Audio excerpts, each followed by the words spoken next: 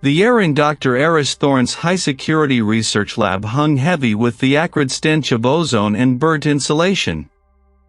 Twisted metal girders jutted from shattered walls like broken bones, and a fine, gray dust coated every surface, settling on the scattered remnants of what was once cutting-edge bioengineering equipment. The space was a testament to raw, uncontrolled energy, a violent sculpture of devastation. "Looks like a pressure vessel rupture," Reed, the lead investigator, a burly figure whose voice resonated with weary authority, stated, his breath fogging slightly in the lab's compromised climate control. "Preliminary reports indicate a catastrophic containment failure. Classic miscalculation, or a very desperate act." I said nothing, my gaze sweeping the wreckage.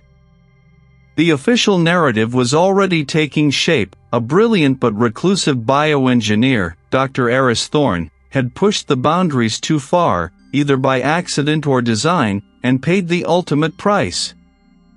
The scene certainly supported it. A significant portion of the central chamber was vaporized, leaving a crater where a reinforced workbench once stood. The sheer force of the blast had peeled back layers of high-grade steel and concrete, exposing the raw skeleton of the facility. But my job wasn't to accept narratives, it was to dismantle them, piece by painstaking piece, until the truth emerged. My eyes, trained over 2 decades to discern the anomalies hidden within the obvious, traced patterns in the destruction. The blast radius was impressive, yes, but its focal point felt too neat. Too contained, almost. I moved deeper into the wreckage, my boots crunching on pulverized glass and carbonized debris. A uniformed officer stood guard near a console, its screen shattered but still faintly flickering with a corrupted data stream. The officer nodded curtly as I passed, his face grim. The silence, save for the distant wail of a siren, was oppressive, amplifying the sense of finality. The lead investigator continued, the security protocols were ironclad. No forced entry. No signs of tampering with the external systems. It's an inside job, one way or another. He gestured vaguely at the chaos. Either Thorne detonated it himself, or his genius finally outstripped his caution. I knelt beside a section of a blast-proof wall, now buckled inward like crumpled paper. My gloved fingers brushed against a faint, almost invisible residue. It wasn't the gray dust from the explosion. This was darker, almost iridescent in the dim emergency lighting, clinging to the surface like microscopic oil. It felt slick, yet granular. I scraped a tiny sample into a collection vial. It was a long shot, probably just another byproduct of the violent chemical reaction, but it didn't quite match the other residues I'd seen. My internal compass, a finely tuned instrument of skepticism, nudged me. The lead investigator saw a tragic end. I saw an enigma. Thorne's research was rumored to be world-changing, but also fiercely guarded. Such a mind wouldn't make a simple, fatal error. And if it was suicide, why this particular method? Why such elaborate destruction? I stood, my gaze moving to the spot where Thorne's body had been recovered. The outline of a stretcher was still visible in the dust, a stark negative space in the chaos. The body itself had been carefully removed, processed through the initial stages of evidence collection, and then transported. It was time for my turn. I made my way through the labyrinthine corridors of the facility, the air gradually losing its metallic tang as I exited the blast zone. The administrative wing, though shaken, was largely intact. The journey was a mental recalibration, moving from the macroscopic evidence of explosive force to the microscopic clues etched onto human tissue. The air here was clean, devoid of the lab's chemical ghosts, yet somehow more unsettling. Thorne's body lay beneath a crisp white sheet on a stainless steel gurney. The attending medical examiner, a meticulous woman with sharp eyes, stood by, her tools laid out with surgical precision. Cause of death, pending full autopsy, appears to be a combination of blunt force trauma and extreme thermal injury, she reported, her voice low and clinical. Extensive internal damage consistent with a powerful concussive blast. I nodded, my focus already on the victim. Thorne was a man in his late 40s, or what was left of him. His face, though singed, still held a hint of the intensity captured in his academic photos. My eyes scanned his hands, his arms, his torso. There were burns, deep and widespread, but one particular pattern snagged my attention. On the inside of his left forearm, near the wrist, was a cluster of pinpoint burns. They were tiny, barely visible against the larger, generalized charring. These weren't splash burns from a random explosion. These were distinct, almost like contact points. I leaned closer, adjusting the examination lamp. The burn marks were uniform in size and depth, forming a tight, almost perfect hexagonal cluster. They looked less like the random fury of an uncontrolled detonation and more like the precise, deliberate application of intense, localized heat. My mind raced back to the lab, to that iridescent residue I'd collected. Could they be connected? The energy required to create such precise burns, even on a body already subject to a massive explosion, spoke of something beyond random chance. This wasn't a catastrophic accident, nor was it a desperate suicide. This was a signature. A meticulous, almost artistic imprint of a specific type of energy, applied with surgical precision. Someone hadn't just killed Dr. Aris Thorne, they had orchestrated his demise with an intimate knowledge of his work, his lab, and the very forces he sought to control. The official narrative was a lie, and the truth, I suspected, was far more dangerous. The air in the trauma center cold room awaiting examination hummed with a low, steady thrum, a mechanical heartbeat against the silence of the dead. Thorne lay on the stainless steel slab, his body still, almost serene, despite the ravages of the fire. My eyes, still tracing the landscape of his injuries, fixed on one particular burn. It wasn't just deep, it was oddly precise, a linear scorch mark that ran across his left forearm, distinct from the broader, more chaotic charring on his hands and face. This wasn't a splash or an engulfment. This looked like contact. I leaned closer, the scent of ozone and burnt tissue faint but persistent.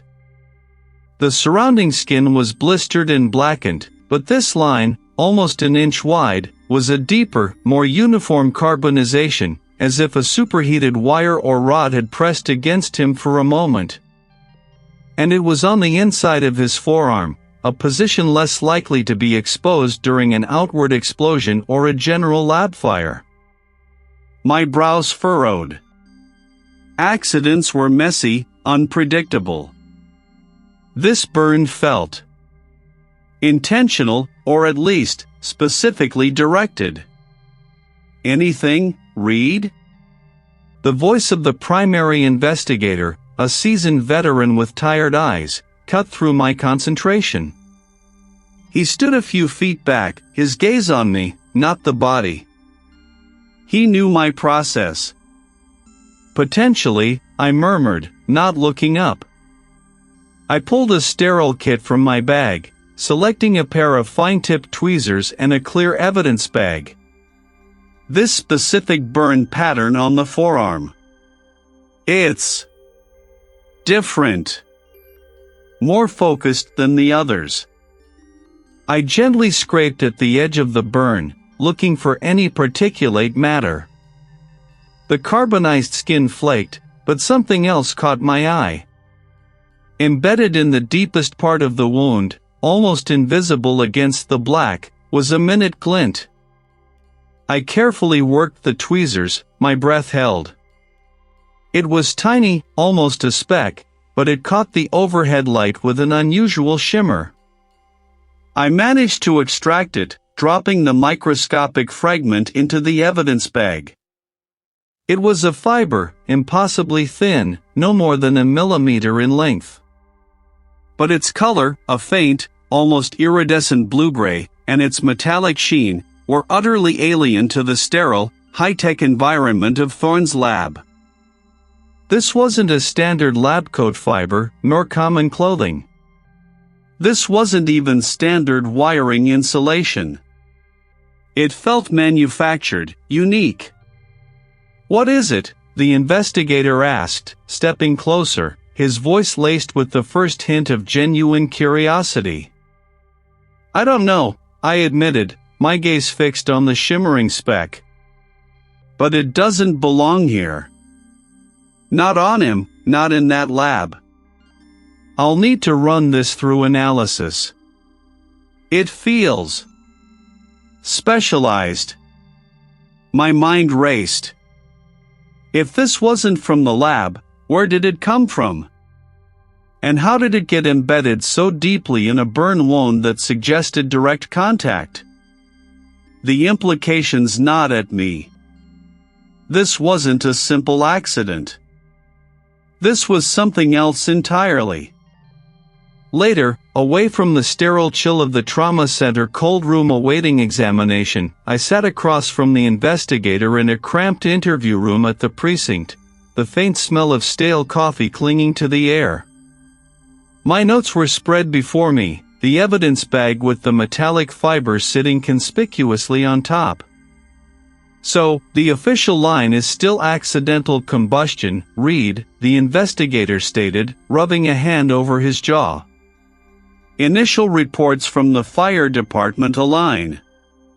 Pressure buildup, volatile compounds, a catastrophic failure. And the linear burn on his arm?" I countered, tapping a finger on my notes. "And this?" I pushed the evidence bag slightly closer to him. "A synthetic metallic fiber, unlike anything found in Thorne's lab inventory or standard equipment schematics. It was embedded in that specific wound."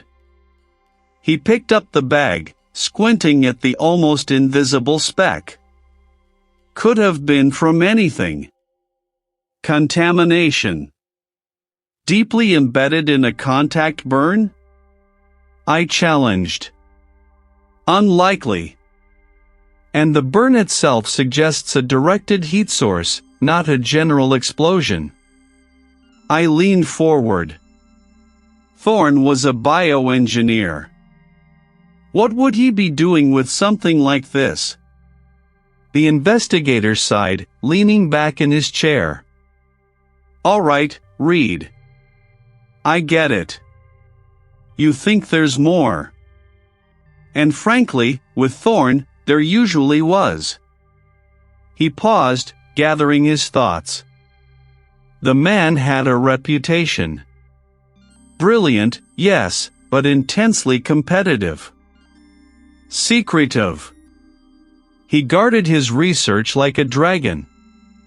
Made enemies, too. "Who?" I asked, already pulling out a fresh page for new names. "Two names keep coming up in preliminary talks with the corporate representatives," he began. "First, a rival scientist, a Dr. Vance. Silas Vance. He heads a competing research division, apparently always trying to get access to Thorne's breakthroughs. There's a history of intellectual property disputes between them. Thorne was reportedly on the verge of a major breakthrough, something world-changing. Vance would have a motive to stop him, or to get his hands on the research. I jotted down Silas Vance's rival scientist IP disputes, motive, access/stop research. The second, the investigator continued, is a former assistant. A young woman named Maya. She worked closely with Thorne for years, had unparalleled access to his work. But he was let go abruptly a few months ago. Disgruntled, from what I hear. Thorne was notoriously demanding, and apparently, she felt she wasn't getting the credit or compensation she deserved for her contributions. She'd know the lab's intricacies, its security protocols, its vulnerabilities. Maya, former assistant, disgruntled, motive, revenge/credit/access to research, I wrote, the pen scratching against the paper. My mind started to connect the threads. A precise burn, an unknown metallic fiber, and two individuals with strong motives and unique access or knowledge. The rival scientist, driven by professional ambition and the lure of groundbreaking research. The former assistant, fueled by resentment and intimately familiar with Thorne's highly secured domain. Both had reasons to want Thorne out of the picture, and crucially, both would understand the delicate balance of his work, the potential for a catastrophic accident to be anything but. Did either of them have access to the lab immediately before the incident? I asked, my gaze sharp. The investigator shook his head. Not officially. Vance's access was revoked months ago, Thorne's orders. Maya, same. But you know how these things go. People leave back doors, have old key cards, know the blind spots. I nodded slowly, my thoughts already moving beyond the official narrative. That accident was starting to look less like a random event and more like a meticulously planned operation. Thorne wasn't just a victim of his own genius, he was a target. And the game, I could feel it, had just become significantly more dangerous. Thorne. The name echoed, a hollow whisper in the sterile air of the underground bunker that served as his research facility. It was a labyrinth of steel and reinforced concrete, a deliberate fortress against the outside world, yet something had breached its defenses. I stood before the main server rack, its cooling fans humming a monotonous dirge. The official narrative of an accident was a thin veil, easily torn. My fingers danced across the holographic interface of Thorne's primary workstation, a custom-built behemoth designed for data processing on an unimaginable scale. The lead technician, a gaunt individual with perpetually tired eyes, hovered beside me, offering only terse replies to my questions. Access logs are clean, investigator. No external breaches detected. Clean doesn't mean untouched, I countered, my gaze fixed on a series of timestamps. It means someone went to great lengths to make them clean. The technician shifted uncomfortably, adjusting his glasses. We ran standard diagnostics. Nothing. I ignored him, my focus deep within the system's architecture. Thorne's work, from what I'd gleaned, centered on advanced genetic sequencing. Not just mapping, but manipulating. The potential applications were immense, spanning everything from revolutionary disease cures to something far more destructive. I scrolled through project directories, a cascade of alphanumeric designations, each hinting at complex biological constructs. My eyes snagged on a folder labeled Project Chimera. The name alone sent a shiver down my spine. Diving into Chimera, I saw terabytes of data, intricate cellular schematics, protein folding patterns, simulation results. The sheer scope was staggering. This wasn't just theoretical, It felt like a blueprint for something tangible, something on the cusp of completion. I noticed a subtle flicker in the data stream, a ghost in the machine that only a trained eye would catch. A series of files, recently accessed, then swiftly deleted. Not just deleted, but overwritten, a sophisticated attempt at erasure. Run a deep recovery on these sectors, I instructed, pointing to the specific addresses. Focus on anything tied to Chimera that was purged within the last 48 hours. The technician's eyebrows rose. That will take time, investigator. Hours, potentially. Then start, I said, my voice leaving no room for argument. The silence that followed was punctuated only by the whirring of the server and the occasional soft click of my own inputs. The tension in the bunker grew palpable. Someone had been here, inside Thorne's digital sanctuary, systematically dismantling his final work. Was it Thorne himself, trying to hide a catastrophic mistake, or someone else, erasing their tracks? Later, I sought out Maya, Thorne's assistant. I found her in a small break room, staring blankly at a half-empty mug of something cold. She looked like a ghost haunting the bunker's sterile corridors. Maya, I began softly, pulling up a chair opposite her. I need to understand Thorne's recent work. Particularly Project Chimera. She flinched at the name, her eyes darting to the closed door, then back to me, filled with an unreadable mix of grief and something else, fear. He was so dedicated. He barely slept. Was he worried about anything specific? I pressed. Any threats? Any competitors? She hugged herself, her gaze unfocused. He became difficult, distrustful. He checked the security feeds incessantly, muttering about unseen eyes. He changed all the access codes for his personal projects every week. Said he felt watched, even here. Her voice dropped to a barely audible mumble. He thought someone was trying to steal his research. Not just the data, but the methodology. Did he ever mention who? Maya shook her head slowly, her eyes wide. He never said a name. Just that they were closer than he thought. He started keeping hard copies, encrypted drives, even physical notes. Said he couldn't trust the network anymore. Said it was too vulnerable. Vulnerable to whom? She shuddered. He just said, they want what I have, Maya. They'll stop at nothing to get it, or to stop me from using it. She paused, a tear finally tracing a path down her cheek. He was so afraid, investigator. It solidified my conviction. This was no accident. The meticulous data wipe, the precise burn, the metallic fiber, and now Maya's testimony, they converged into a single, undeniable truth. Thorne hadn't been a victim of his own genius, he'd been hunted.